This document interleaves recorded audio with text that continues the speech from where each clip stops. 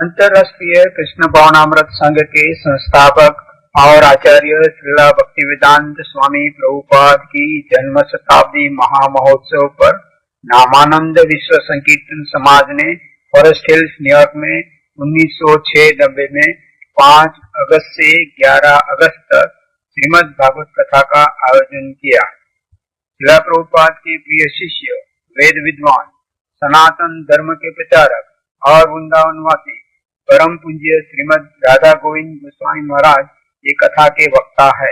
हरे कृष्णा कृष्णा कृष्णा हरे हरे, हरे राम राम राम हरे हरे।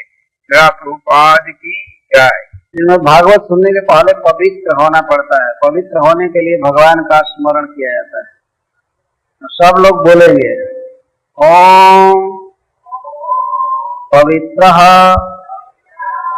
अपवित्रः वा सर्वावस्थां गतोऽपि वा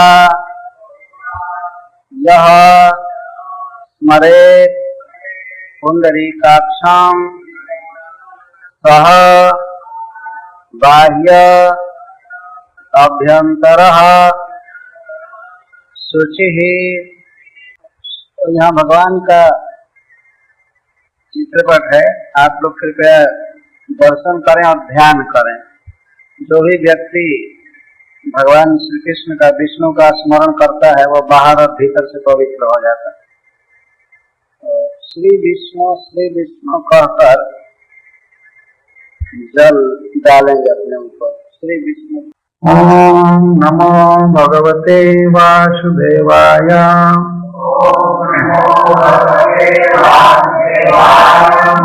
बंधुओं को मैं धन्यवाद देता हूँ। श्रीमद् भागवतम सुनने की लालसा से आप यहाँ जुटे हैं, एकत्रित हुए हैं। यह हमारी वैदिक संस्कृति है, भारतीय संस्कृति है। हम लोग आध्यात्मिक विषयों को सुनते हैं जो जीवन का सबसे आवश्यक कर्तव्य है। भगवान के विषय में सुनना और इस विश्व सृष्टि के विषय में सुनना, भगवान के साथ अपने संबंध को सुनना, यह मनुष्य जीवन का सबसे बड़ा कर्तव्य है। प्रायः इस युग में भी सुनने का बड़ा महत्व है।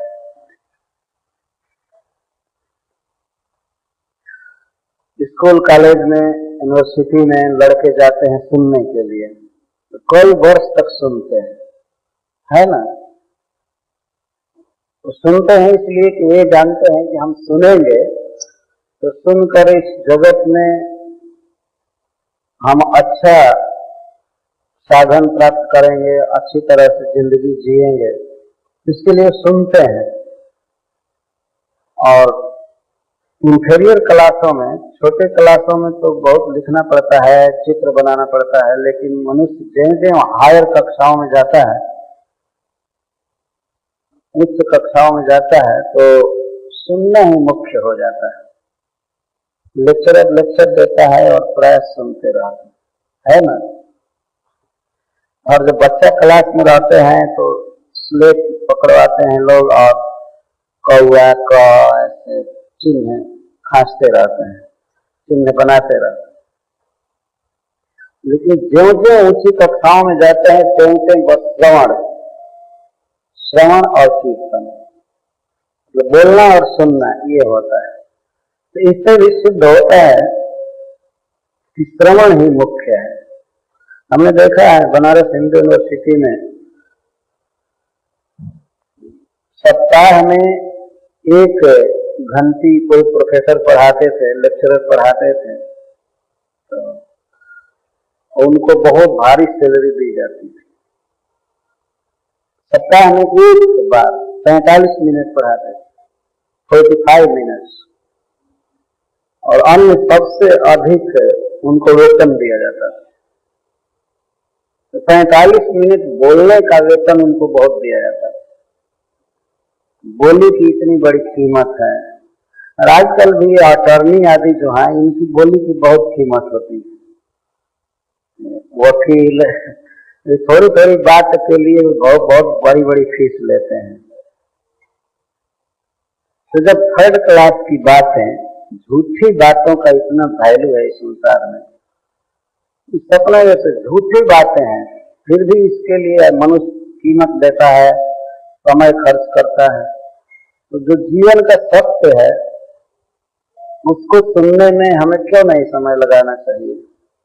तो जो विवेकी पुरुष होते हैं, महान होते हैं, वे हायर सब्जेक्ट्स को, आध्यात्मिक विषयों को सुनते हैं, करते हैं, और सारे विषय ग्रंथों में लिखे गए हैं, लेकिन सुनना पड़ता है। तो इसी परंपरा में यह श्रीमद् भागवत का श्रवण,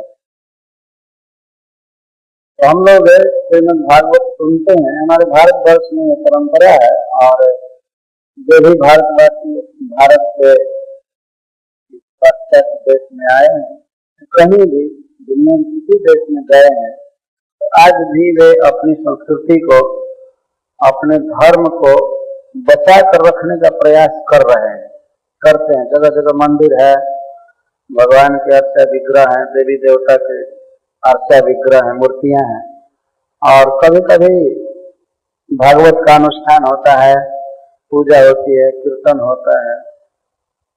यह बहुत अच्छा है, वास्तव में ये होना ही चाहिए। देश छोड़ दे भले आदमी, लेकिन धर्म न छोड़े। देश तो छोड़ देता है मनुष्य जीने के लिए, जीविका के लिए, लेकिन अपना स्वभाव, अपना धर्म, अपनी संस्कृति कहीं नहीं छोड़नी चाहिए। और बहुत खुशी की बात है, मैं घूम घूम कर देख रहा हूँ कि सब जगह धर्म से प्रेम है। जो भी भारत छोड़ करके आए हैं, न्यूनाधिक रूप से अभी भी अपने धर्म से प्रेम है। तो धर्म का एक मुख्य अंग है भगवान के विषय में सुनना। तो श्री भक्तावतार व्यास जी के सब प्रयास से यहाँ पर यह आयोजन हुआ है, मैं उनको धन्यवाद देता हूँ, और आप सभी श्रोता बंधुओं को मैं धन्यवाद देता हूँ। मैं आभारी हूँ कि आप यहाँ सुनने के लिए अपना अमूल्य समय खर्च कर रहे हैं। यह नियम है कि श्रीमद् भागवतम प्रारंभ करते समय श्रीमद् भागवतम की कुछ महिमा कहनी चाहिए। आज का युग ऐसा है कि बिना कुछ महिमा सुने किसी कर्म में उसकी रुचि नहीं होती। ऐसे भागवत की जितनी महिमा है उतना तो हम लोग कह नहीं सकते हैं, लेकिन फिर भी कुछ कहना चाहिए। यह युग एडवर्टाइजमेंट का युग है। कितना एडवर्टाइजमेंट करते हैं लोग, कितना विज्ञापन करते हैं। तो अमेरिका में रहने वाले आप सब लोग देख ही रहे हैं। मैं देखा वो रोड पर घर के पास कोई पत्रिका, कोई कागज फेंक कर चले जाते हैं फ्री में। मैं पूछा ये सब कहाँ क्यों फेंका गया है? बहुत लोग बताते थे ऐसा ही फेंक दिए हैं कि इसमें से कोई पढ़ेगा, कुछ सामान खरीदेगा। कंडम से कंडम, तुच्छ से तुच्छ वस्तुओं का विज्ञापन किया जा रहा है सारे संसार में। तो यह कुछ परंपरा भी है। तो भागवत का विज्ञापन किया गया है। भागवत के विज्ञापन की महिमा की थोड़ी सी बात मैं कहूंगा, क्योंकि आज विलंब भी हो गया है। प्रथम दिन प्राय ऐसा होता है। एक बार भागवत प्रारंभ होने वाला था बंबई में, हमारे मंदिर में 9 बजे प्रारंभ होने वाला था दिन के समय, और बज गए 11 बज गए चालू होने में। तो एक जज आए थे कथा सुनने के लिए, बीके दुबे, ब्रजेंद्र कुमार दुबे उनका नाम था। वो जज थे और 9 बजे आकर बैठ गए थे कुर्सी पर सुनने के लिए। मैं भी बैठ गया था 9 बजे आकर, लेकिन और सब सजाने में, ये सब करने में 11 बज गया। कथा प्रारंभ होने से पहले ही जज साहब ने कहा कि स्वामी जी हमारा एक प्रश्न है, आई हैव ए क्वेश्चन। कहा पूछिए। उन्होंने कहा कि आप लोग झूठ क्यों बोलते हैं? जब आप लोग 9 बजे समय दिए थे तो 11 क्यों बजाए? ये मेरा प्रश्न है। मैं कहा कि मैं इसका उत्तरदायी नहीं हूं, मैं तो बैठा था 9 बजे, मैं उत्तर नहीं दूंगा। लेकिन मैं और लोगों की तरफ से उत्तर दे रहा हूं कि कोई भी ईश्वर नहीं है, भगवान नहीं है, जो चाहे वो हो जाए। हम लोग तो बहुत काम सोचते हैं, ये काम अब हो जाए, तब तक कोई ट्रैफिक हो जाती है। घर से निकले थे राइट टाइम, बीच में कोई एक्सीडेंट हो जाता है, कार वहां 10 मिनट रुकी रह जाती है। हम तो ईश्वर है नहीं, भगवान है नहीं, दीन जीव है, कभी भी कुछ देर हो सकती है। और यह प्रोग्राम भी अपने घर से दूर जगह पर हो रहा है। ये स्कूल है, स्कूल का कोई दूसरा परमाणु होता है, वातावरण प्रत्येक चीज जुटाना पड़ता है यहाँ, तो इसलिए देर हो ही जाती है। मैं उनको उत्तर दिया इस तरह से। वो तो हमारे मंदिर में प्रोग्राम हो रहा था, बम्बई मंदिर में, चाहते हुए भी विलंब हो जाता है। वास्तव में चाहते हुए भी चाहता है कि न विलंब हो, लेकिन विलंब हो जाता है। इसके लिए आप क्षमा करेंगे। तो भागवत की महिमा थोड़ी सी मैं कह रहा हूं। संसार में अतिहीन वस्तुओं का भी एडवर्टाइजमेंट करना पड़ रहा है। शिव शास्त्र में श्रीमद् भागवतम का भी एडवर्टाइजमेंट है, विज्ञापन उसको कहते हैं संस्कृत में। तो जैसी परंपरा है उसके अनुसार मैं प्रारंभ कर रहा हूं। एक बार नैमिषारण्य में सूत गोस्वामी से वहां के ऋषियों ने पूछा। ऋषियों ने सौनक जी को अपना प्रधान व्यक्ति बनाया था कि जो कुछ पूछना होगा सूत गोस्वामी से सौनक जी पूछेंगे। सौनक जी समस्त शास्त्रों के विद्वान थे और आयु में भी सबसे बड़े थे, क्योंकि 88,000 ऋषि अगर एक साथ प्रश्न करने लगे तो बहुत भारी डिस्टर्बेंस होता है। सब उंगली उठाते, 1 क्वेश्चन मेरा है, इसलिए सबने चुन लिया था कि जो कुछ पूछना होगा सौनक जी पूछेंगे और दूसरे लोग नहीं पूछते थे। सबके मनोभाव को, प्रश्न को वे जान जाते थे, तो वे पूछते थे। तो उन्होंने पूछा, सूत गोस्वामी आपने बहुत शास्त्र पढ़ा है, आप बहुत गुरुजनों का संग किए हैं और दीर्घजीवी भी हैं, आपका बहुत बड़ा अनुभव है, बहुत आपने सुना। तो हमारा प्रश्न आपसे यह है कि समस्त शास्त्रों को पढ़ने के बाद और आचार्यों के मुख से सुनने के बाद आपने मनुष्यों के हित के लिए कौन सा साधन निश्चित किया है? कौन ऐसा कार्य है जिसे मनुष्य कर ले तो उसे और कुछ करना बाकी नहीं रहेगा? इसको एकांतिक श्रेय कहते हैं। एक अंत ऐसा मंगलमय साधन जिसे करने पर जीवन पूर्ण हो जाए, अब कुछ करना ना पड़े, जन्म मृत्यु से पार हो जाए, भगवान का धाम मिले। कृष्ण प्राप्ति कर्म शश्वत साधनम तद बदाधना, ऐसा साधन बताइए जिससे भगवान कृष्ण की प्राप्ति हो, उनका धाम प्राप्त हो और आसानी से किया जा सकता है। तो सूत गोस्वामी तत्काल उत्तर देते हैं कि इसके लिए तो श्रीमद् भागवतम का श्रवण और कीर्तन करना चाहिए। ये पहले से ही निश्चित किया गया है।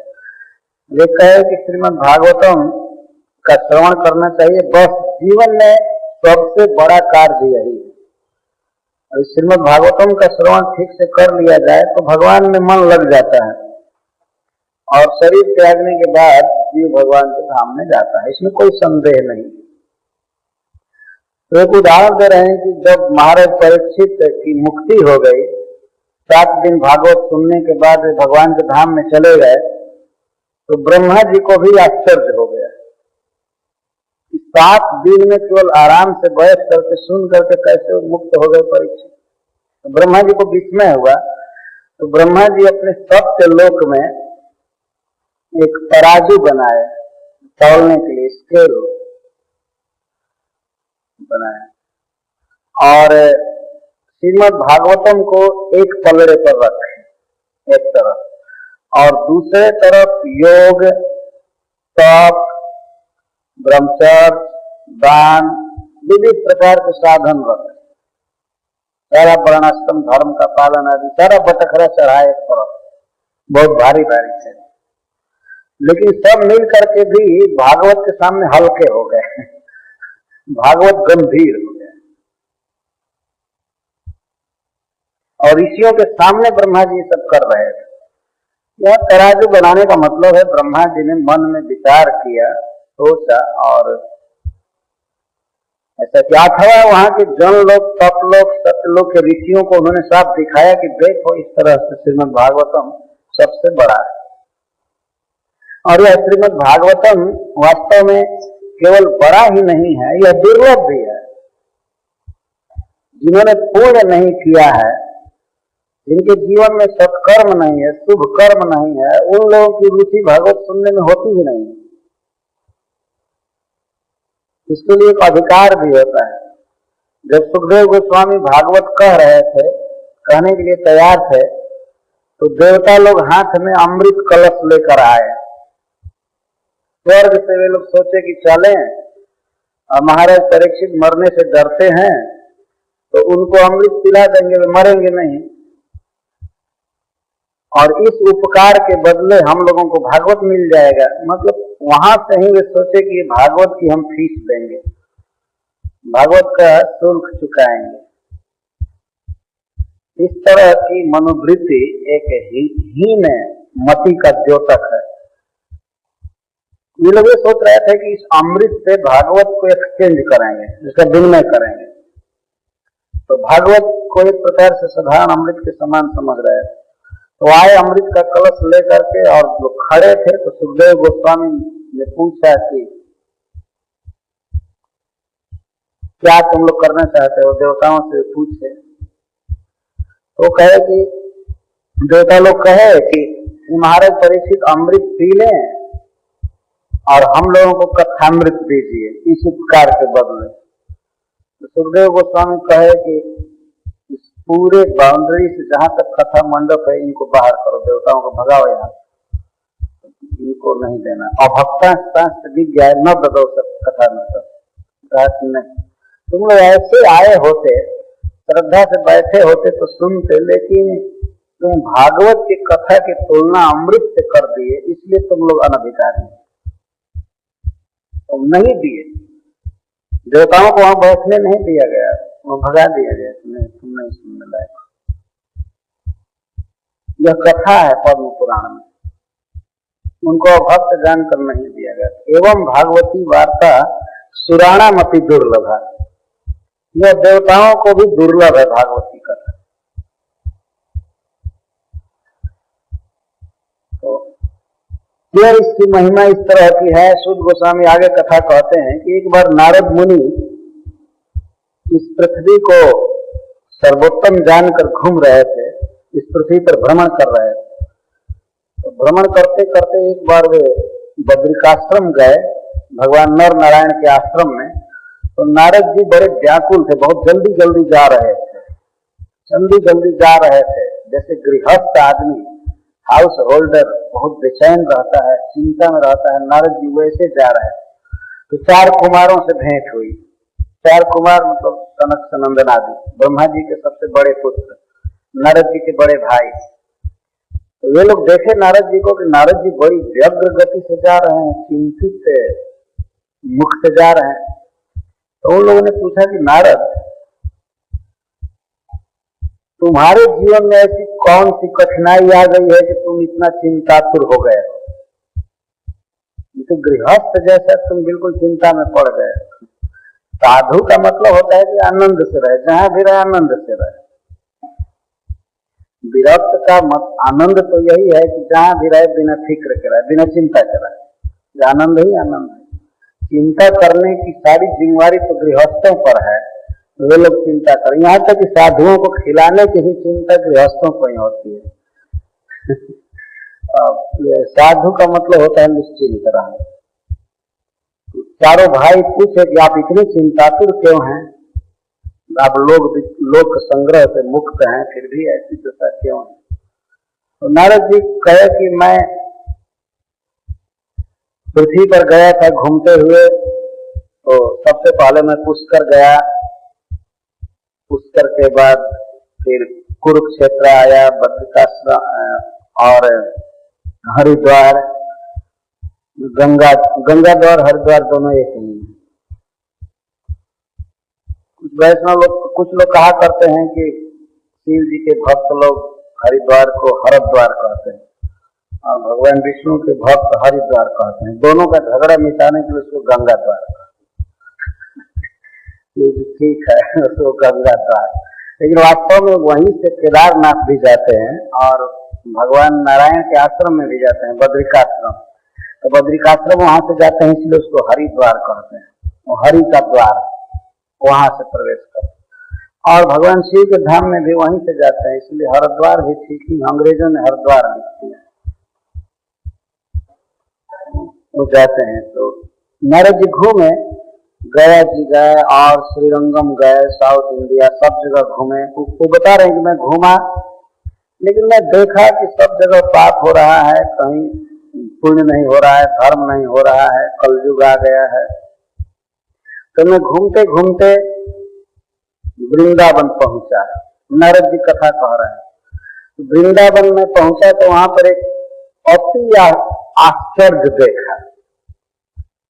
क्या आश्चर्य था? एक युवती स्त्री दो बूढ़े पुरुष को अपने पास लेकर के और रो रही है।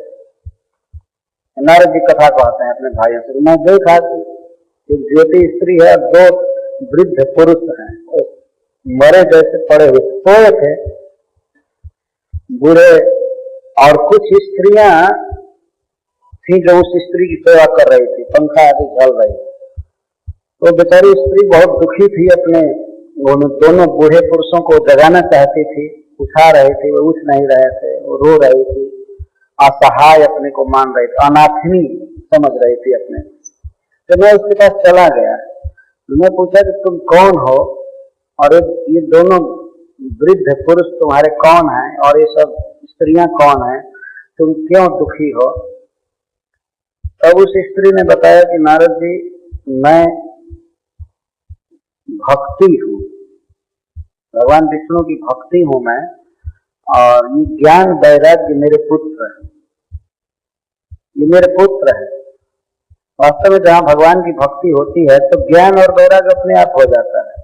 ज्ञान का अर्थ होता है भगवान का अनुभव, भगवान कितने महान हैं, कितने आनंदमय हैं, इन सब का अनुभव होता है। और वैराग्य का अर्थ होता है भगवत विरोधी बातों से संसार से अनासक्ति हो जाना, इसको वैराग्य कहते हैं। तो जहाँ भगवान कृष्ण से प्रेम होता है, भक्ति होती है, तो ज्ञान वैराग्य अपने आप आ जाते हैं, अलग से साधन नहीं करना पड़ता। तो भक्ति बता रहे थे कि ये मेरे पुत्र हैं और ये जो स्त्रियां हैं, गंगा आदि नदियां हैं जो मेरी सेवा करती हैं। गंगा आदि का सेवन करने से भक्ति बढ़ती है। नारद जी, मैं बड़ी दुखी हूँ कि मैं माँ होकर, तो मैं ज्योति हूँ और हमारे बेटे वृद्ध हैं, बूढ़े हो गए, तो इसका मुझे बहुत बड़ा दुख है। मैं इनको जगा रही हूँ, इनको युवक बनाना चाहती हूँ, लेकिन ये बन नहीं रहे हैं। और मैं अपना इतिहास सुना रही हूँ कि मैं दक्षिण भारत में जन्म ली थी। उत्पन्ना द्रविणेशाहम वृद्धिम कर्णाटके गता, क्वचित क्वचित महाराष्ट्र गुर्जरे जीर्णताम गता। मैं द्रविड़ में उत्पन्न हुई, वो भक्ति प्रधान क्षेत्र है, बड़े बड़े आचार्य वहाँ हुए हैं साउथ इंडिया। तो मैं द्रविड़ में उत्पन्न हुई और कर्नाटक में कुछ बढ़ी, महाराष्ट्र में भी कहीं कहीं मैं बढ़ी, जैसे पंढरपुर में और सब जगह वहां बढ़ी, लेकिन गुजरात में जाकर मैं जीर्ण हो गई। ये भक्ति आत्मकथा कह रही है, भक्ति गुजरात में जाकर जीर्ण हो गई। आज भी हम लोग देखते हैं कि गुजराती समाज को आसानी से ठगा जा सकता है। जितना भी मत और पंथ है सब गुजरात में सबसे ज्यादा फ्लॉरिस्ट है। जितना पाखंड है, उसकी राजधानी है गुजरात। इसमें संदेह नहीं है। ये भक्ति अपनी कथा कह रही है। आज भी हम लोग तो देखते हैं, घूमते हैं गुजरात में, तो सब तरह के पंथ और मत, भगवत विरोधी भी और भगवत भक्ति का भी प्रचार है वहां। भगवत भक्ति भी है, पुष्टि संप्रदाय का बहुत प्रचार है, उसमें तो भक्ति है, लेकिन इसके साथ ही साथ और भी बहुत बहुत प्रचार है। तो भक्ति की आत्मकथा कोई गलत नहीं है।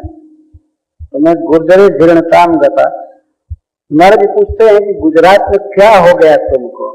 तो वो कहती है पाखंडा मैं पीड़िता, पाखंड रोग ने मुझे घेर लिया। भक्ति में पाखंड नहीं हो सकता है, मतलब चारों तरफ पाखंड का प्रचार हो गया गुजरात में। पाखंड का क्या मतलब होता है? खंड का अर्थ संस्कृत में चिन्ह होता है। पाखंड पाप का चिन्ह पाखंड कहलाता है। मतलब भीतर से कुछ और परंतु बाहर से साधु, बाहर से महात्मा का भेष लेकिन भीतर से दूसरा, इसको पाखंड कहते। जैसे इंद्र जब पृथु महाराज का घोड़ा चुराए थे तो वे ऊपर से बहुत बहुत साधुओं का वेश बना रहे थे। बिल्कुल कृष्ण भक्ति के विरुद्ध, विष्णु भक्ति के विरुद्ध जो मत है वे भी अपने को साधु के रूप में पेश करते हैं, क्योंकि बिना साधु के रूप में पूजा नहीं मिलती। अपने मत का प्रचार करने के लिए उन्हें भी साधु का रूप दिखाना पड़ता है, इसको पाखंड कहते हैं। तो भक्ति कह रही कि मैं वहां गई और इस तरह से छिन्न हो गई, लेकिन घूमते घामते मैं वृंदावन आई तो मैं पुनः तरुणी हो गई, मैं ज्योति हो गई। लेकिन मैं बहुत चिंता करती हूँ कि मेरे बेटे कैसे जवान होंगे, कैसे जगेंगे। तो हे नारद जी, आप तपोधन हैं, आप ब्रह्मा जी के मानस पुत्र, ब्रह्मा जी के पुत्र हैं। आपकी कृपा से प्रहलाद महाराज माया पर विजय पाए, ध्रुव महाराज माया पर विजय, ध्रुव महाराज ध्रुव लोक प्राप्त किए। बड़े बड़े राजा आपके शिष्य होते हैं, महान पुरुष। तो आप कृपा करके मेरा दुख दूर कीजिए, आप कोई उपाय कीजिए। आपके दर्शन से प्राय शांति होती है, आप कुछ उपाय कीजिए। तो नारद जी को बड़ी दया आई। वे भक्त थे ही, भक्ति का दुख दूर करने के लिए वे उपाय करने लगे। उपाय करने में सबसे पहले उस ज्ञान वैराग्य को, दोनों बूढ़ों को जगाने लगे। अरे ज्ञान उठो, अरे वैराग्य उठो, कान में बोलते थे। जब नहीं उठे तब वेद वेदांत घोषे से गीता पाठ है मुहुर मुहुर प्रबोधितो। वेद वेदांत पढ़ने लगे नारद जी, वेद पढ़ने लगे, वेदांत पढ़ने लगे, यहाँ तक गीता का भी पाठ बारंबार कर रहे थे। तो गीता का पाठ सुनने पर कुछ कुछ किंचित किंचित उत्थित, कुछ कुछ उठे, लेकिन फिर सो गए। वेद वेदांत घोष हुआ, ये सब सुनाया गया, गीता का पाठ सुनाया गया, तो ज्ञान वैराग कुछ उठा। मतलब गीता सुनने पर कुछ ज्ञान वैराग होता है, यह सिद्धांत। लेकिन फिर शिथिल हो जाता है। जहाँ विषय बयार आती है, विषय का झोंका आता है कि वो ज्ञान खत्म हो जाता है, वैराग भी नष्ट हो जाता है, तो फिर वो सो जाते हैं। तो नारद जी बड़ी चिंता में पड़े, अब हम क्या करें? वेद वेदांत का घोष करने पर, पाठ करने पर, गीता पाठ करने पर भी ज्ञान वैराग नहीं चल रहे हैं, तो बड़ी चिंता में पड़े। तो भक्ति को उन्होंने कहा कि अच्छा ठीक है, तुम यहाँ धीरज रखो, यदि मैं भगवान का दास होऊंगा तो तुमको घर घर में प्रचारित करके रहूंगा। अन्य धर्मों का तिरस्कार करके यदि तुमको मैं घर घर में नहीं स्थापित कर दिया तो मैं कृष्ण का दास नहीं। ठीक है, तुम चिंता मत करो। इसके बाद नारद जी ऋषियों के आश्रम में पहुंचने लगे और पूछने लगे कि ऐसी ऐसी बात है, भक्ति की दुर्दशा है, ज्ञान वैराग्य मरे जैसे हो गए, उपाय बताइए। तो वे लोग शास्त्र खोल खोल करके पढ़ पढ़ करके कहते थे, जब वेद वेदांत और गीता पाठ से वो ज्ञान वैराग्य नहीं जगे तब असंभव है जगना। कुछ लोग तो ये सुनते थे कि नारद जी पूछने आ रहे हैं तो लोग भाग जाते थे कि हमारी बेइज्जती न हो, हम तो कुछ जानते नहीं, अब कौन सा साधन बताएं? नारद जी कह रहे हैं उसी साधन को जानने के लिए मैं सोचा कि बद्रिकाश्रम में आकर तप करूं। भगवान नारायण मुझे बताएंगे, नर नारायण बताएंगे। आप लोगों से भेंट हो गई, मतलब 4 कुमारों से भेंट हो गई, तो आप सबसे बड़े साधु हैं, आप बताइए वो साधु।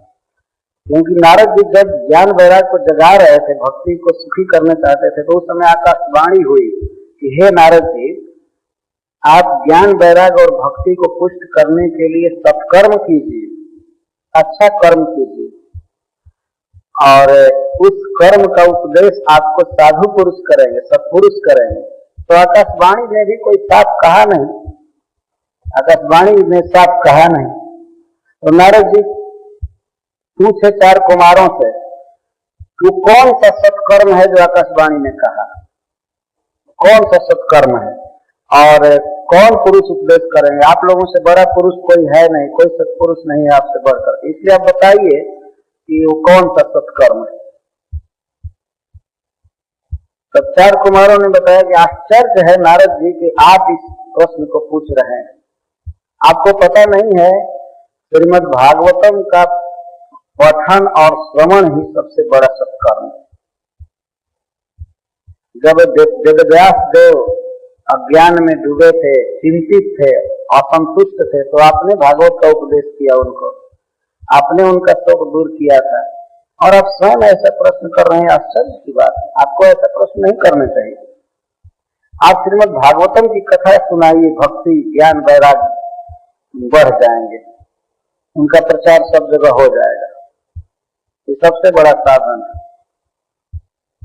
तब नारद जी ने कहा कि मैं तो वेद वेदांत घोष किया, गीता पाठ किया, उनकी नींद ही नहीं खोली, उनकी बुढ़ापा नहीं गई, तो भागवत में तो वेद वेदांत का ही रस दिया गया है, तो उसको सुनने के बाद कैसे भक्ति बढ़ जाएगी और ज्ञान वैराग्य पुष्ट होंगे? भागवत में भी तो वेदांत का रस है, वेद का रस है। तो 4 कुमारों ने समझाया कि हाँ, उसमें वेदांत का रस है, लेकिन जैसे वृक्ष एक वस्तु है, लेकिन वृक्ष में जब फल लगता है तो फल का कुछ और स्वाद होता है। लकड़ी खाए कोई और कोई फल खाए, दोनों में अंतर होता है कि नहीं? तो वृक्ष से ही फल निकला है, लेकिन फिर भी फल में विलक्षण स्वाद होता है। दूध में सब जगह घी छिपा रहता है, लेकिन जब मथ करके घी अलग कर दिया जाता है तो उस घी का स्वाद कुछ और होता है। ये गन्ना में, इच्छू में सब जगह रस रहता है, लेकिन उसको जब बाहर निकाला जाता है, उसकी मिश्री बनाई जाती है शुगर कैंडी, तो उसका कुछ और स्वाद होता है। तो श्रीमद् भागवतम का कुछ विलक्षण प्रभाव है, स्वाद है। आप भागवत की कथा कहिए, लोग सुने, इससे ज्ञान वैराग बिल्कुल युवक हो जाएंगे, भक्ति बिल्कुल सुखी हो जाएगी, सब जगह प्रचार हो जाएगा। तब नारद जी ने कहा कि ठीक है, तो मैं आप लोगों को ही भागवत का वक्ता चुन रहा है, आप लोगों को कथा कहानी होगी। तो 4 कुमार स्वीकार कर लिए, तो ठीक है। तो बद्रिकाश्रम में निश्चित हुआ, प्रपोजल रखा गया कि भागवत की कथा होगी। कहाँ पर होगी? नारद जी कहे कि हरिद्वार में कथा होगी। गंगा जी का तट है, बालुका बिछी हुई है, बहुत अच्छा आनंद नामक तट है। और सबसे पहले भागवत सप्ताह हुआ, पहला भागवत सप्ताह हरिद्वार में हुआ और वक्ता थे 4 कुमार।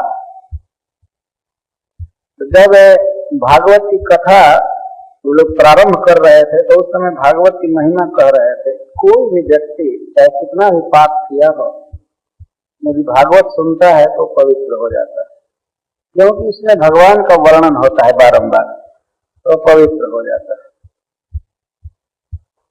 मैं ऐसा समझता हूँ आप लोगों को कष्ट हो रहा है गर्मी से ना?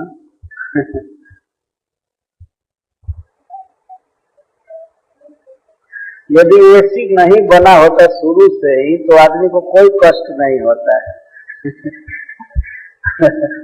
वही कष्ट दे रहा है वास्तव में। तो नारद मुनि भागवत के प्रथम श्रोता बने, भागवत सप्ताह के। जो विचारी है, कोई भी हो, यदि वह भागवत सुने तो उसका पाप नष्ट हो जाता है। बहुत प्रकार के पापों का वर्णन किए हैं चार कुमार। कहते हैं कोई भी व्यक्ति हो उसे भागवत सुनना चाहिए, भगवान की शरण में आना चाहिए। भागवत सुनने का मतलब है भगवान के निकट आना, भगवान के गुणों का वर्णन किया जाता है। तो नारद जी ने पूछा कि कोई ऐसा व्यक्ति है पूर्व इतिहास में जो बहुत बड़ा पापी हो और भागवत सुनने से ही परम पवित्र हो गया हो। तो चार कुमारों ने एक उदाहरण दिया, एक इतिहास कहा। इतिहास का अर्थ होता है सच्ची घटना। इतिहास कोई मनगढ़ंत कथा नहीं होती है। आज के युग में मनुष्यों में यह बहुत भारी कमी है, बहुत बड़ा रोग हो गया है। को किसी ग्रंथ को यह कहता है कि काल्पनिक, ये इमेजिनेशन। इसका कारण यह है कि आज के युग में इतनी पुस्तकें, इतने ग्रंथ, इतनी किताबें काल्पनिक लिखी जा रही हैं कि आदमी करे क्या। चारों तरफ झूठी कथाएं लिखी जा रही हैं। उपन्यास से, उपन्यास को अंग्रेजी में क्या कहते हैं? नॉवेल। नॉवेल तो जितना भी नॉवेल लिखा गया है, ये स्टोरी लोग लिखते हैं, कहानी, उपन्यास, जो भी सारा झूठा लिख रहे है कि नहीं? और फिर उसका शूटिंग करते हैं, उसका मूवी बनाते हैं और देखने वाले रोते हैं या हंसते हैं, और वो भी जानते हैं कि ये झूठा है, लेकिन उन पुस्तकों को पढ़ते रहते हैं। दिमाग में बात आ गई है कि जैसे ये सब पुस्तकें झूठी हैं, वैसे ही वैदिक ग्रंथ भी झूठा है। इसको कहते हैं अभिनिवेश, आवेश हो जाना किसी वस्तु का। जैसे कोई बच्चे घूमते हैं, घुमरी परेता उसको कहते हैं हम लोग, घुमरी खेलते हैं, घुमरी परेता, तो उनकी आंखों में उद्घूर्णा छा जाती है, आंखें घूमने लगती हैं। तो उन घूमती हुई आंखों से वे देखते हैं कि वृक्ष घूम रहा है, ये घर घूम रहा है, रोड घूम रहा है, कुछ भी नहीं घूम रहा है, घूम रही है उसकी आंख, है कि नहीं? आंख घूमती है, न कि भवन घूम रहा है। लेकिन दिखाई पड़ता है कि ये सब घूम रहे हैं। तो उस घूमती हुई आंख से आदमी जो कुछ भी देखता है तो घूमता हुआ नजर आता है। तो झूठी कथाओं को पढ़ते पढ़ते आदमी का दिमाग झूठ से बिल्कुल भर गया है। इसीलिए भागवत आदि को भी सोचता है ये भी झूठा है, उन्हीं आंखों से वो देखता है, झूठी कथा सुनता है। हमारे यहाँ भारतवर्ष में एक गीत है, मोहब्बत की झूठी कहानी पर रोए। तो छोटी छोटी किताबों में झूठे मोहब्बत की कथा है, वो झूठी कथाएं हैं। एक तो मोहब्बत भी झूठा है और पात्र भी सब झूठे हैं। और पढ़ने वाले रोते हुए ट्रेन में पढ़ते हुए चलते हैं इंडिया में, खुश होते हैं या रोते हैं, झूठी बातें पढ़ कर। झूठ को ग्रहण करने की का अभ्यास हो गया है। आदमी सत्य को ग्रहण नहीं कर रहा है, और सत्य को यदि बताया जाता है तो कहता ये भी तो ऐसा ही। व्यास जी ने कल्पना करके लिख दिया होगा, न कोई राम है, न कृष्ण है, न ये न है, न वो है, न ये न। ये तो झूठी कथाओं को पढ़ने का अवसर हो गया है, इसीलिए आदमी इसको झूठा कहता है। लेकिन है यह सच्चा इतिहास।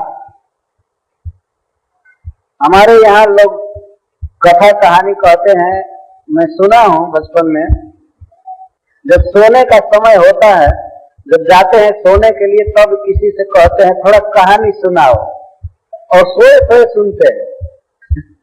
तो सोने जा रहे हैं और ये कहते हैं कि जरा कोई कथा कहो जिससे नींद आवे, कोई कथा कहो। और वो आदमी कथा कहना चालू करता है झूठा जोड़ करके, एक राजा था, एक रानी थी, ये था वो था, और लेकिन वो पहले से ही प्रॉमिस करा लेता है कि तुमको हुंकारा भरना पड़ेगा, हकारा भरना पड़ेगा, बीच बीच में हाँ हाँ ठीक है कहना पड़ेगा। और जब वो बीच में बोलना बंद कर देता है, नहीं हकारा भरता है, तो कहता है सो रहे हो क्या? तो कहता नहीं नहीं अभी सो नहीं रहे हैं, चलो कहो कहो कहो। और कथा कह करके, पूरी कथा कह करके वो कथाकार, कोई कथा कहो जिससे नींद आवे, कोई कथा कहो, और वो आदमी कथा कहना चालू करता है झूठा जोड़ करके, एक राजा था, एक रानी थी, ये था वो था, और लेकिन वो पहले से ही प्रॉमिस करा लेता है कि तुमको हुंकारा भरना पड़ेगा, हकारा भरना पड़ेगा, बीच बीच में हाँ हाँ ठीक है कहना पड़ेगा। और जब वो बीच में बोलना बंद कर देता है, नहीं हकारा भरता है, तो कहता है सो रहे हो क्या? तो कहता नहीं नहीं अभी सो नहीं रहे हैं, अभी चलो कहो कहो कहो। और कथा कह करके, पूरी कथा कह करके वो कथाकार क्या कहता है अंत में? वो कहता है कि कहानी गईल वन में, सोचा अपना मन में, कहने वाला झूठा सुनने वाला साचा। हमारे यहाँ ये कहते हैं कि कहानी चली गई वन में, वो जंगल में चली गई, मतलब झूठी वस्तु है, और तुम अपने मन में सोचो कहने वाला झूठा है, सुनने वाला साचा है। कहने वाला तो जोड़ जाड़ करके इधर उधर से कह रहा था, और सुनने वाला प्रभावित होता जाता था कथा के प्रसंगों से, तो सुनने वाला उसको सच्चा समझ लेता है। ये सारा संसार झूठी कथाओं से भरा हुआ है, सारा संसार। इसीलिए परम सत्य वैदिक इतिहास को भी लोग झूठा समझते हैं, लेकिन ये झूठा नहीं है, यह परम सत्य है, यह फैक्ट है, ये भागवत की महिमा है। तो सनत कुमार आदि सुना रहे हैं इतिहास, भागवत को सुन करके एक बहुत बड़ा पापी तर गया। तो कथा सुना रहे हैं कि तुंगभद्रा नदी के तट पर एक नगर था। तुंगभद्रा नदी दक्षिण भारत में है, आज भी है। तो वहां उस नगर में एक आत्मदेव नाम का ब्राह्मण रहता था। वो ब्राह्मण बहुत धनी था और बहुत सदाचारी था। यहां तक लिखा गया है कि वह वेद शास्त्र को ऐसा जानता था, इतना पारंगत था कि दूसरे सूर्य के समान तेजस्वी ब्राह्मण था, इतना तेजस्वी ब्राह्मण। लेकिन संजोग बस या कर्म का फल कहिए, उसको वाइफ जो मिली थी, उसकी जो पत्नी मिली थी, वो बहुत बैड थी, वो बहुत खराब थी। इसीलिए बहुत सोच समझकर विवाह करना चाहिए मनुष्य को। उसका विवाह एक नालायक औरत से हो गया था, वो अच्छी नहीं थी, वो हमेशा बक बक बक बक बोलती रहती थी, लोक वार्ता में रत रहती थी, हमेशा न्यूज़पेपर पढ़ती रहती थी, टीवी देखा करती थी, वो ऐसी थी। हमेशा लोक वार्ता, दुनियादारी की बात करना, और काम करने में, घर का काम करने में तो महान वीर थी, बहुत दक्ष थी, एक्सपर्ट थी घर का काम धंधा करने में। झगड़ा करती रहती थी, अशुद्ध रहती थी, नहाती धोती नहीं थी। अब उसके दुर्गुणों का क्या वर्णन किया जाए, सब तरह से खराब थी।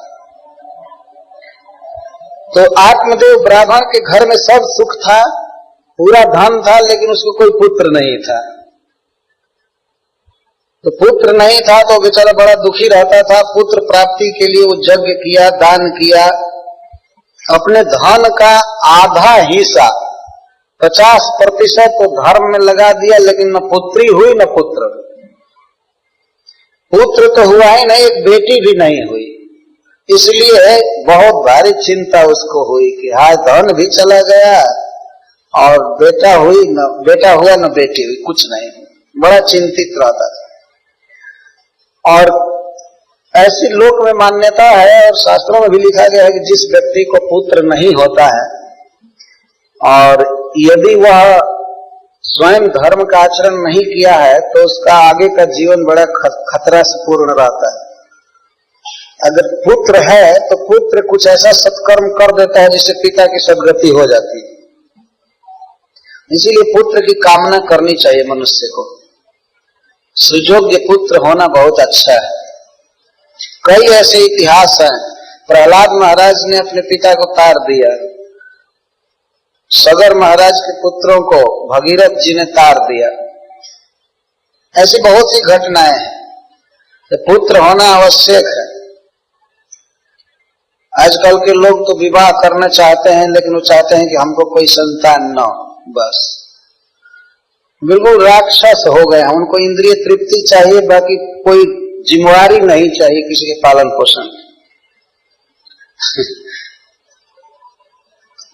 और इधर पाश्चात्य देश में मैं तो सुना हूं कि अपने घर से लड़का को निकालने के लिए लोग पार्टी देते हैं कि आज हम इसको घर से बाहर कर रहे हैं, आइए हमारे यहाँ खाइए पीजिए और आशीर्वाद दीजिए कि हमसे इसका कोई नाता न रहे, ये चला जाए जहां जाना हो चला। ये ऐसा देश है, ऐसा समाज। लेकिन वैदिक समाज ऐसा नहीं है। पुत्र में और पिता में बहुत घनिष्ठ प्रेम होता है और दोनों एक दूसरे के सहायक होते हैं, लोक परलोक में सब जगह सहायक होते हैं। तो उसको बड़ी चिंता हो रही थी और एक दिन वो घर से निकल गया। आत्मदेव ब्राह्मण उद्विग्न होकर घर से निकल गया और सोचा कि अब क्या करूं। तो गया एक जगह, एक सरोवर था, तालाब, तो वहां पानी पिया। पानी पी करके बैठा था, तब तक एक ऋषि आए, एक सन्यासी आए उधर से। तो सन्यासी भी जल पिए सरोवर का, एक पेड़ के पास बैठे, वृक्ष के पास बैठे। तो ये गया उनसे मिलने के लिए। बड़े तेजस्वी सन्यासी थे, बहुत तेज था उनका प्रभाव था। तो गया और उनके आगे जाकर प्रणाम किया वो आत्मदेव ब्राह्मण और रोने लगा, फफक फफक कर रोने लगा। तो सामान्य आदमी के हृदय में भी दया उत्पन्न हो जाती है। वो तो सन्यासी थे, दयालु थे। पूछने लगे कि अरे भाई तुमको क्या चिंता है, क्यों रो रहे हो, मैं तुम्हारी क्या सहायता करूं, क्या हेल्प करूं, बोलो। तो वो कहा कि क्या कहूं महात्मा जी, मैं अपने दुख का कारण, मेरे घर में जो फल आता है, जो फ्रूट आता है, वो थोड़े ही समय में सड़ जाता है। मैं अपने घर में जो भी गाय रखता हूं वो भी बांझ हो जाती है। जो वृक्ष लगाता हूं उसमें भी फल नहीं आता है। हमारे हाथ का दिया हुआ कोई देवता लोग नहीं ले रहे हैं, पितर भी नहीं ले रहे हैं, क्योंकि मैं बिना बेटा का हूं, बिना पुत्र का हूं। बिना पुत्र का होना एक पाप है। इसलिए मैं मरने के लिए आया हूं, मैं आत्महत्या करना चाहता हूं। ये झूठ बोल रहा था, साधु में दया उत्पन्न करने के लिए ये बात कह रहा था। मैं मरने आया हूं और मैं आपके सामने ही अब मरना चाहता हूं। तो सन्यासी ने कहा कि अरे इसमें मरने की क्या जरूरत है, बेटा नहीं है तो तुम मर जाओगे। नहीं नहीं, तुम पुत्र की इच्छा ही मत करो, पुत्र से बड़ा दुख होता है। चित्रकेतु महाराज को दुख हुआ था, सगर महाराज को दुख हुआ था पुत्रों से, बहुत बहुत दुख होता है बेटा से। चिंता मत करो, सन्यास ले लो, घर छोड़ दो, भगवान का भजन करो, उसमें सुख है। और महात्मा ने यह भी कह दिया कि तुम एक जन्म की क्या चिंता करते हो, 7 जन्मों तक तुमको न पुत्री होगी न पुत्र होगा। मैं तुम्हारे ललाट की अक्षर मालिका को पढ़ रहा हूं, तुम्हारे ललाट की रेखा पढ़ रहा हूं। इस जन्म में तो क्या 7 जन्म तक न पुत्री होगी न पुत्र होगा। इतना सुनने पर तो वो और रोने लगा और ये समझ गया कि जो 7 जन्म की रेखा पढ़ सकता है वो पुत्र भी दे सकता है। इसलिए नाटक करना चालू किया। कहा कि नहीं, हमको सन्यास से कोई मतलब नहीं है, हम विरक्त नहीं होंगे, आप हमको पुत्र दीजिए, नहीं तो आपके चरणों में मरूंगा, यहीं पर मरूंगा। जब सुन लिया कि 7 जन्म की रेखा पढ़ लिया तो उसको विश्वास हो गया कि पहुंचा हुआ साधु है, ये जरूर पुत्र की व्यवस्था कर सकता है। वास्तव में हम लोगों के हाथ में और ललाट में सब जगह लिखा हुआ है कि हम पहले क्या थे और बाद में क्या होंगे, सब कुछ लिखा हुआ है। लिखने का मतलब यह है कि हम क्या होंगे, क्या करेंगे, वो लिखा हुआ है। यही करना होगा तुमको, ये नहीं लिखा हुआ है। आप समझ रहे हैं? जैसे हम लोग प्लेन पकड़ते हैं तो उसी समय लिख दिया जाता है कि कहां उतरेंगे, क्या खाएंगे, नट्स फ्रूट्स खाएंगे कि बर्गर खाएंगे, आपको क्या खाना है, वो वही लिख दिया जाता है। रिजर्वेशन जिस दिन होता है महीनों महीनों पहले सब लिख दिया जाता है। वो लोग नहीं लिखते कि तुमको यहीं उतरना पड़ेगा, लेकिन कहाँ उतरना है वो लोग लिखते हैं, हमसे पूछते हैं। ऐसा नहीं कि हम कह दें कि जहां का मन करे वहां का टिकट दे दो, और सब चीज निश्चित रहता है। तो हम लोगों का निश्चित है। निश्चित मतलब जो कुछ होने वाला है वो सब पता है, ईश्वर को लिखा हुआ है। कोई कहे कि हाथ में तो बहुत कम लिपियां हैं, इसमें क्या क्या लिखा जाएगा, लेकिन वो कंप्यूटर का जो छोटा सा डिस्क होता है, आप तो सब लोग सोच समझते हैं, कंप्यूटर के छोटे डिस्क में कैसेट में कितनी बातें होती हैं, वॉल्यूम्स एंड वॉल्यूम्स बुक्स होते हैं उसमें। तो क्या इस छोटे से हाथ पर ब्रह्मा नहीं लिख सकते हैं करोड़ों करोड़ों जन्म की बात? ये सहज संभव है।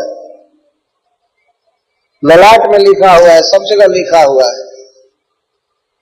तो साधु पढ़ लिए, कहे कि तुमको 7 जन्म तक बेटा है न बेटी है, तो लगा रोने और सोचा कि इसके अंदर दया उत्पन्न करानी चाहिए, ये जरूर वरदान दे देगा तो इसके वरदान से पुत्र हो जाएगा। वो कहा कि मैं आत्महत्या करूंगा यदि आप पुत्र नहीं देंगे तो वो महात्मा फिर द्रवित हो गए। उन्होंने कहा कि अब क्या करें, मेरे सामने इतना हठ कर रहा है। तो एक फल दिए, एक फ्रूट दिए, फल दिए और कहे कि इसे ले जाकर अपनी पत्नी को खिला देना, इसे बड़ा सुंदर पुत्र होगा, बड़ा अच्छा पुत्र होगा।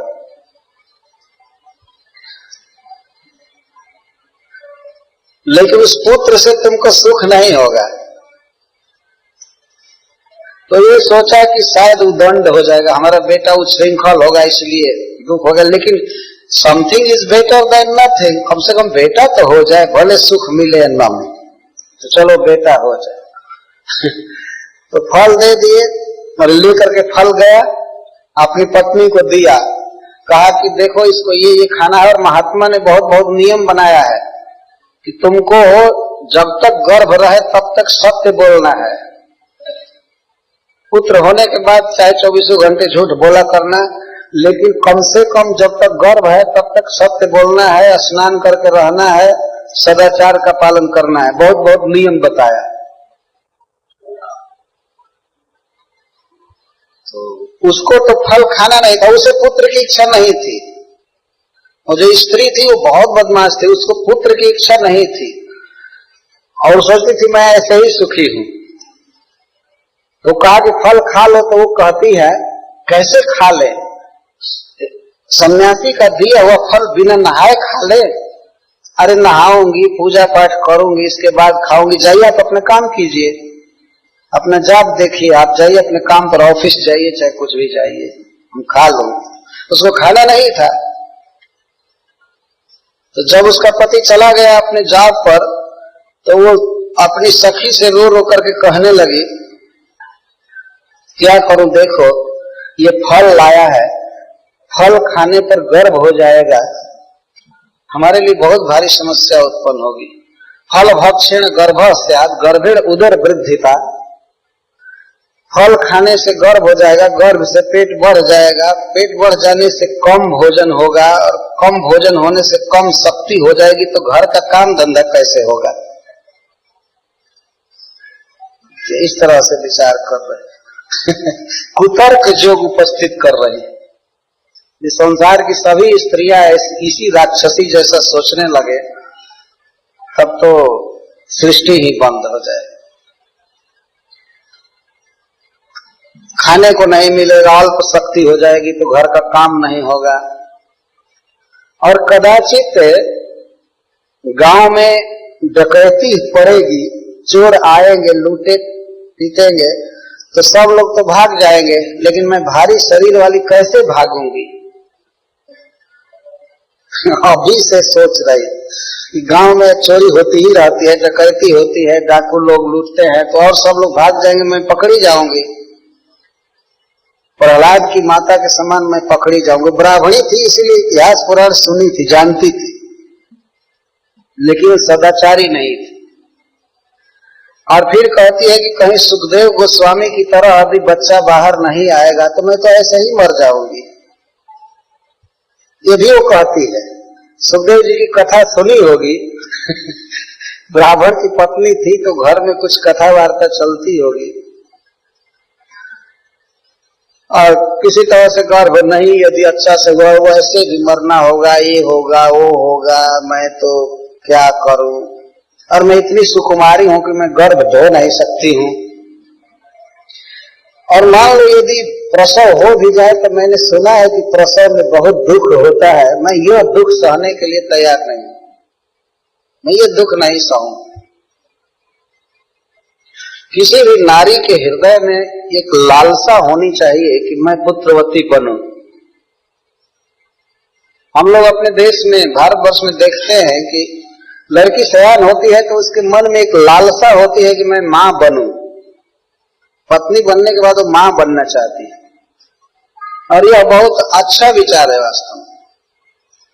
लेकिन ये धुंधुली, उसका नाम धुंधुली था, वो धुंधुली करे नहीं, मैं प्रसव करने में मर सकती हूं, इसलिए मैं इस फल को नहीं खाऊंगी।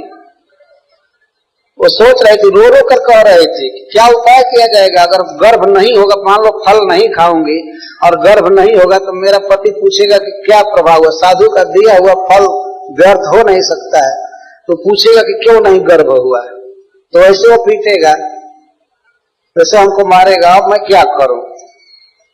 और कदाचित यदि पुत्र हो भी जाए तो फिर उसका मल मूत्र साफ करो, धोवो, दूध पिलाओ, ये सब करो, इतना झंझट मुझसे नहीं होगा।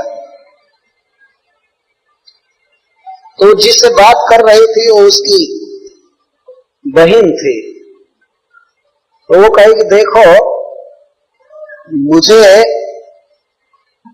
पुत्र होने वाला है, मैं भी गर्भवती हूं, तो तुम ऐसा काम करो कि फल तो तुम मत खाओ, इसे गाय को खिला दो, देखा जाएगा कि साधु का वरदान क्या काम करता है। तो गाय को खिला दो फल, तुम मत खाओ, लेकिन दिन पर दिन बनावटी गर्भ दिखाया करना, पति के साथ कभी मत बैठना, दूर दूर रहना, और प्रति वीक में, प्रति सप्ताह में कपड़े की तह बढ़ाते जाना, तो पेट पर कपड़ा बांधते बांधते उसको ऊंचा करते जाना, और पति से सटना मत, उससे बात मत करना, तो समझेगा कि गर्भ बढ़ रहा है।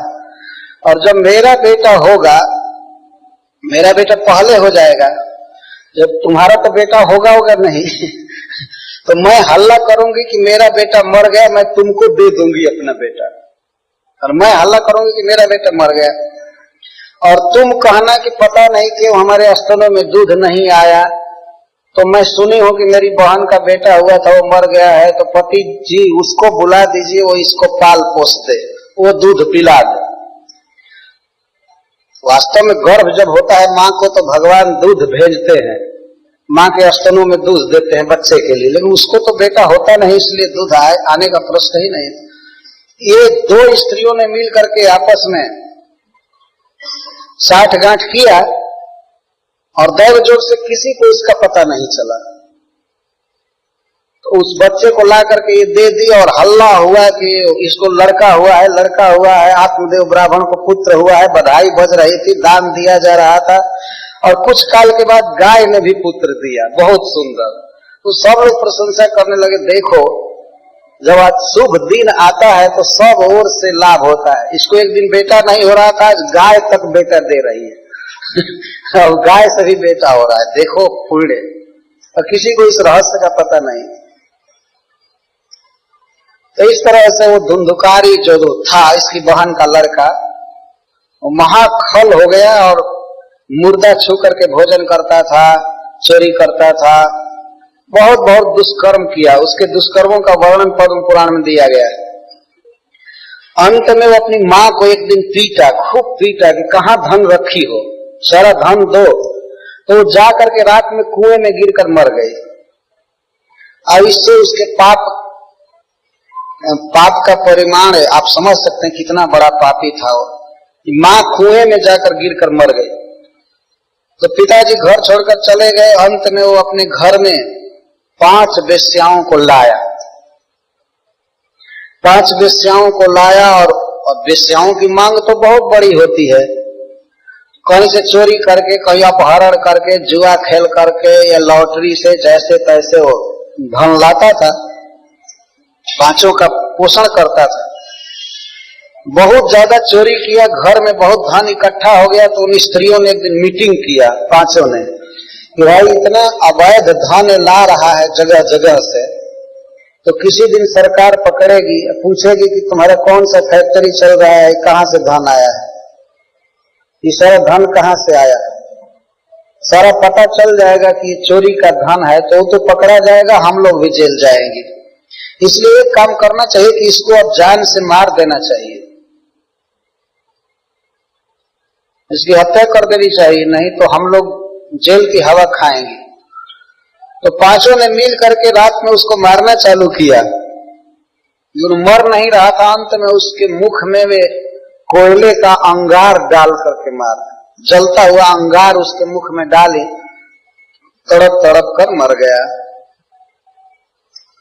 इसके बाद वो भयंकर प्रेत हो गया, और वो स्त्रियां उसी रात उसके शव को, उसके लाश को उसी घर में दफना दिया, उसी घर में जमीन के अंदर कर दिया।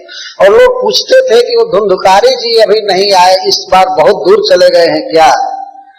तो वो लोग कहती थी हाँ, धन के लोभ से बहुत दूर चले गए हैं इस समय, वो कहती थी। और किसी दिन बारी बारी से वे निकल कर भाग गई।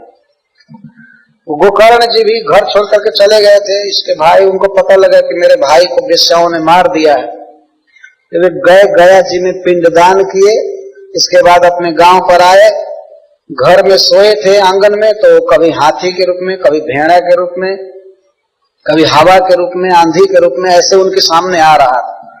तो गंगा जी का पानी लिए थे कमंडल में, वो छिड़के उस पर, तो उसे बोलने की शक्ति आ गई और बोला कि हे भैया, मैं आपका भाई धुंधुकारी हूं, मैं बहुत बड़ा पापी हूं, मुझे वेश्याओं ने इस तरह मार दिया है, मैं दुर्गति में पड़ा हूं, आप मेरा उद्धार कीजिए।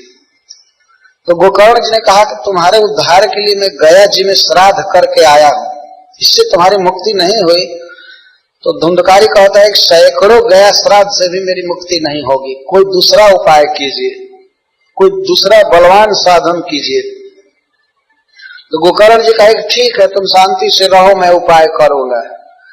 वो रात भर रहे। सवेरा जब हुआ तो ब्राह्मणों की बस्ती थी, ब्राह्मणों का गांव था। गोकर्ण जी ने कहा कि हमारे भाई की दुर्गति हो गई है, ऐसे ऐसे क्या उपाय किया जाए? तो कोई कुछ नहीं बता रहा था।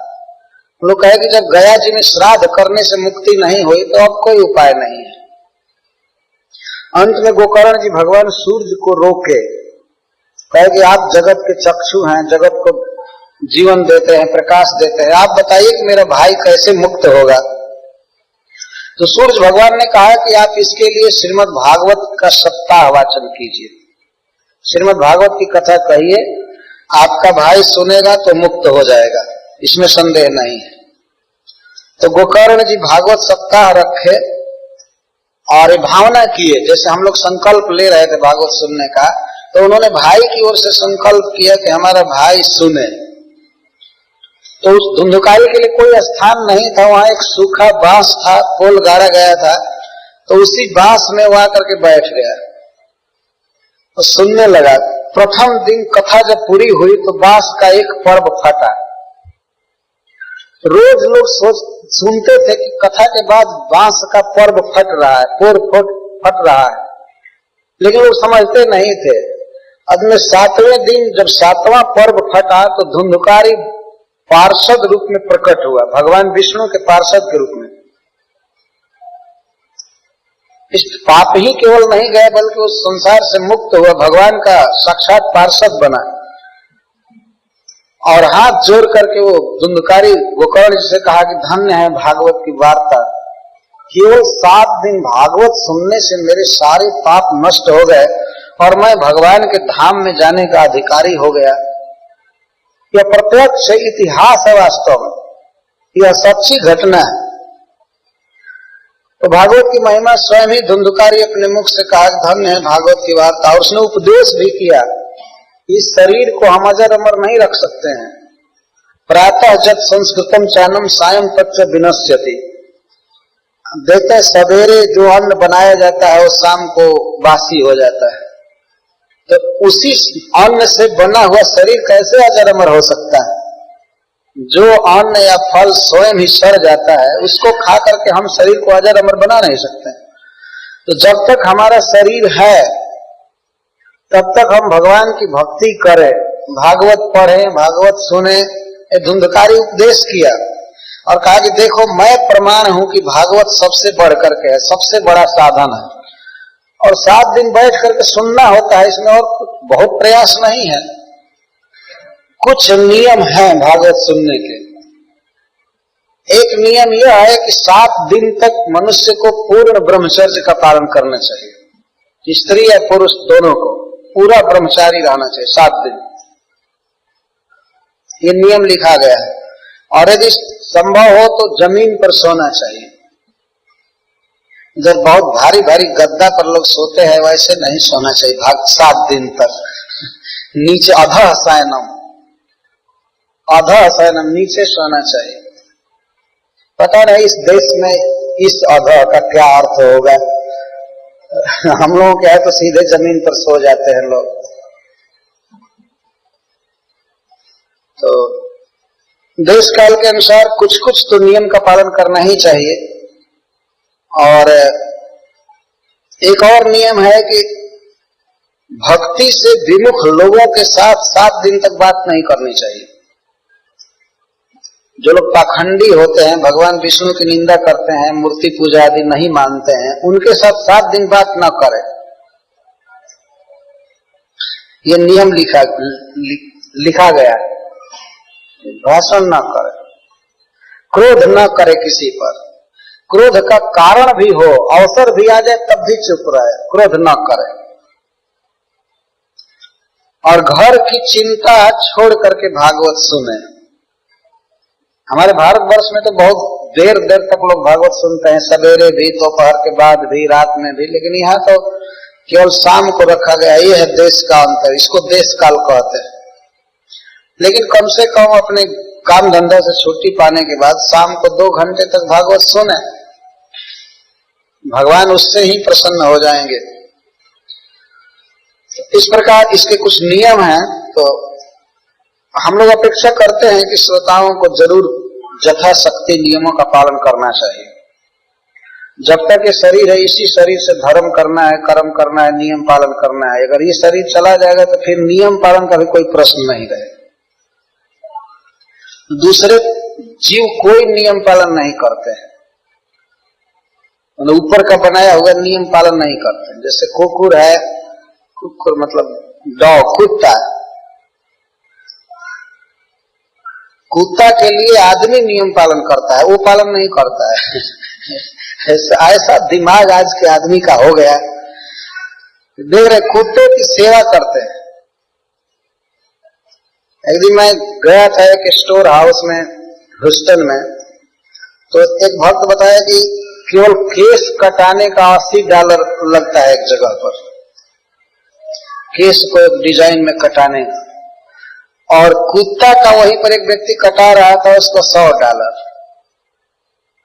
कुकुर का केस कटाया जा रहा था, उसका $100 लग रहा था। हमें भी सुने हैं कि लोग कुत्ता लेकर के चलते हैं तो एक बाकेट हाथ में लिए रहते हैं और जहां वो शौच करता है उसको टांग लेते हैं। क्या अधम दशा हो गई आदमी की।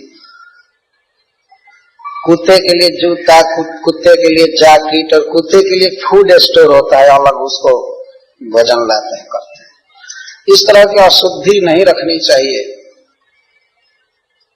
जो लोग भी इस तरह रख रहे हों उनको सुधार करना चाहिए अपने व्यवस्था में। ये गॉड की सेवा नहीं करने के कारण माया डॉग की सेवा कराती है। प्रभुपाद जी लिखे हैं इसको कि जब मनुष्य भगवान की सेवा छोड़ देता है तो माया कहती है तब कुत्ते की सेवा करो, क्योंकि डॉग के ठीक उल्टा गॉड है।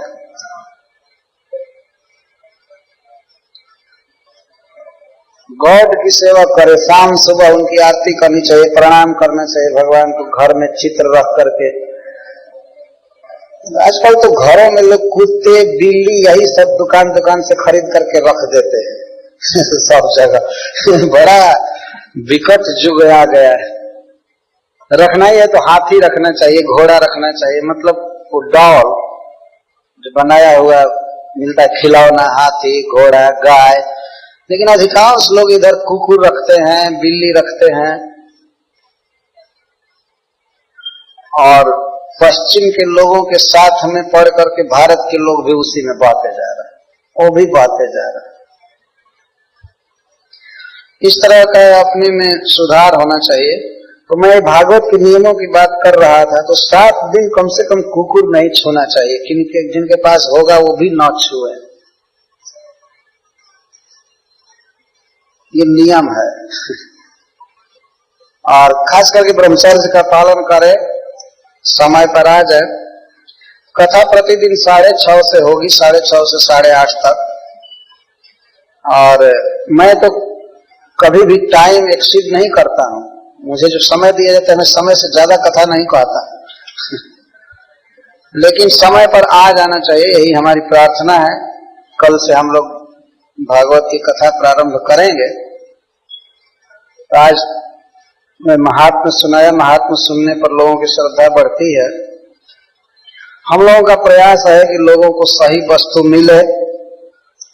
हमें तो कोई गुण नहीं है, लेकिन फिर भी प्रभुपाद जी की आज्ञा से भागवत कहते रहते हैं, लोग आयोजन करते हैं।